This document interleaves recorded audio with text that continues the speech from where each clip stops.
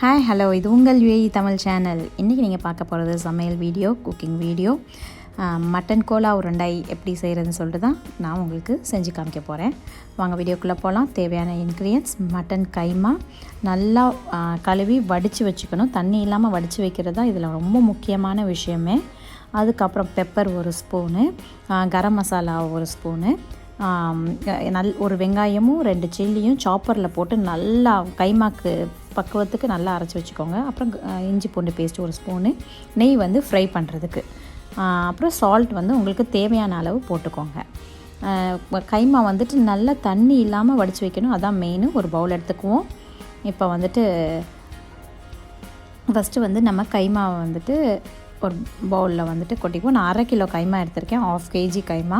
நீங்கள் வந்து பீஃப்லேயும் செய்யலாம், வீல்லையும் செய்யலாம், எந்த கைமாலையுமே இப்படி செஞ்சு பார்க்கலாம். எல்லாமே நல்லா டேஸ்டியாக வரும். நான் எல்லாமே ட்ரை பண்ணியிருக்கோம், ரொம்ப நல்லாயிருக்கும். இது அவ்வளோலாம் கலர் பொடியோ மசாலாலாம் ரொம்பலாம் கிடையாது, ரொம்ப கம்மியான நல்லாயிருக்கும். குட்டீஸ் ரொம்ப விரும்பி சாப்பிடுவாங்க. இஞ்சி பூண்டு பேஸ்ட் போட்டுக்கலாம் 1 ஸ்பூனு, அப்புறம் பெப்பர் 1 ஸ்பூன் எடுத்து வச்சுருக்கிறது போட்டுக்கலாம். நம்ம எடுத்து வச்சுருக்க எல்லாத்தையும் நல்லா தூவி நல்லா எல்லா பக்கமும் படுற மாதிரி போடுங்க. அப்போ தான் மிக்சிங் கொஞ்சம் நல்லா எல்லா பக்கமுமே பரவும், ஒரே சைடாக போட்டிங்கன்னா. அப்புறம் கரம் மசாலாவும் 1 ஸ்பூன் போட்டுக்கோங்க.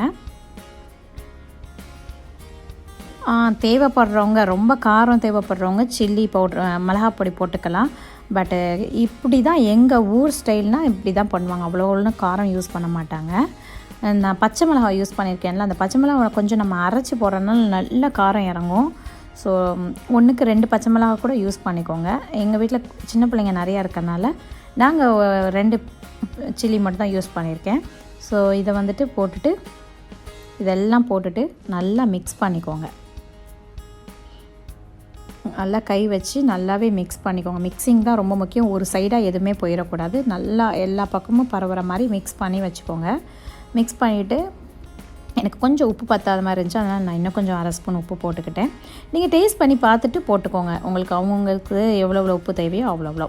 ஸோ தண்ணி நல்லா வடித்தனால தான் இப்போ நல்லா உங்களுக்கு பால்ஸ் பிடிக்க வருது. இப்படின்னு அழகாக பால் பிடிச்சிக்கோங்க. லட்டு அந்த மாதிரிலாம் பால் பிடிப்போம்ல, ஆனால் சின்ன சின்ன பாலாக போடுங்க. ரொம்ப பெருசாக பிடிச்சிங்கன்னா வேகாது. அதனால் கொஞ்சம் சின்ன பாலாகவே இது பண்ணிக்கோங்க. இப்படி பால் பிடிச்சிட்டுங்க. நான் கையில் எண்ணெயோ எதுவுமே தடவலை. அப்புறம் வந்துட்டு தண்ணி அவ்வளோவா இல்லாதனால தான் எண்ணெய் குடிக்காது, இல்லைன்னா ரொம்ப எண்ணெய் குடிக்கும். ஸோ ரொம்ப எண்ணெய் குடிக்காமல் இருக்கணும்.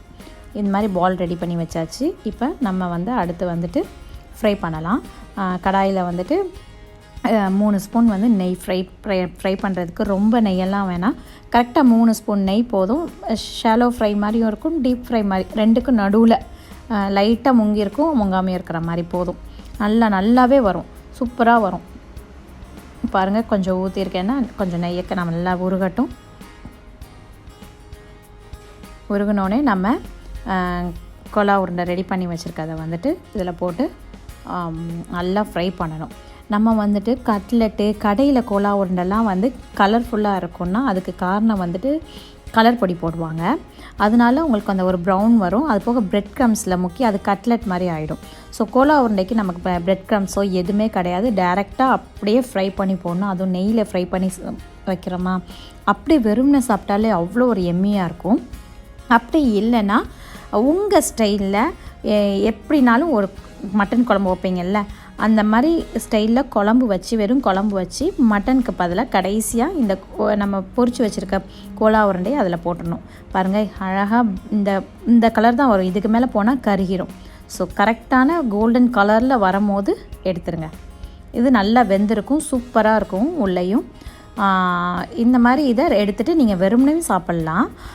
நீங்கள் வந்துட்டு நல்ல ஒரு gravy, mutton gravy, chicken gravy இருக்குல்ல, மசாலா கிரேவி, அந்த மாதிரி ரெடி பண்ணிவிட்டு இந்த பால்ஸை ஃபுல்லாக அதில் போட்டு ஒரு கொதிக்க வச்சுருங்க. சூப்பராக ரெடி ஆயிரும். நான் எங்கள் ஊர் ஸ்டைலில் கரியானம் எப்பயும் வைக்கிற ஸ்டைலில் ரெடி பண்ணி வச்சுட்டு அதில் பால்ஸை போட்டு ரெடி பண்ணியாச்சு. எம்மியாக இருக்குது. இந்த வீடியோ பிடிச்சிருந்தா லைக் பண்ணி, ஷேர் பண்ணி, சப்ஸ்கிரைப் பண்ணுங்கள். இது உங்கள் யுஏஇ தமிழ் சேனல். தேங்க்யூ.